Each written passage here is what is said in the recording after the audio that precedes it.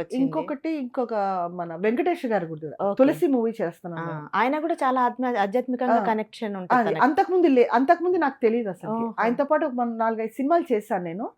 కాకపోతే ఆయన మామూలుగా మాట్లాడడం అట్లా ఇదిలో చూసాను నేను. తులసి మూవీ చేస్తున్నప్పుడు ఆయన రమణ మహర్షి గారి గురించి చెబుతూ అవును. ఆయన అంటే వాళ్ళు జెంట్స్ అంతా కూర్చొని ఉంటారు కదా. సో అవును. అక్కడికెళ్ళి మనం కూర్చోలేం. బట్ వాళ్ళు మాట్లాడుకునే మాటలు పక్కన వినిపిస్తాయి కదా వినిపిస్తుంటాయి. అవును.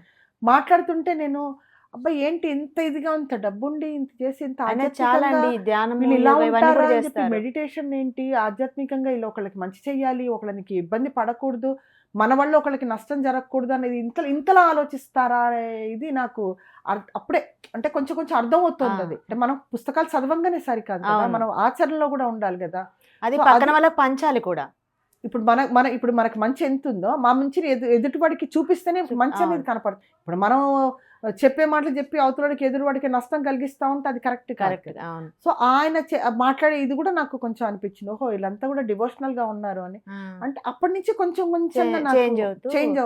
అంటే అంతకుముందు మెంటాలిటీ అనేది మామూలుగా ఓహో ఓకేనా నేను బాగున్నానా అదేలేండి, ఒక చిన్న పరిచయము మనని చేస్తుంది. అదే అట్లా ఈ ఇన్స్పిరేషన్ తోటి కొంచెం అలా ముందుకు వెళ్ళిపోయి ఓహో ఒకళ్ళకి హెల్ప్ చెయ్యాలి, మనం ఇది తీసుకుంటే కృతజ్ఞతా భావంతో ఉండాలి అని అలా నడుస్తూ వచ్చింది అనమాట. లైఫ్ అనేది అలా మూవ్ అవుతూ వచ్చింది.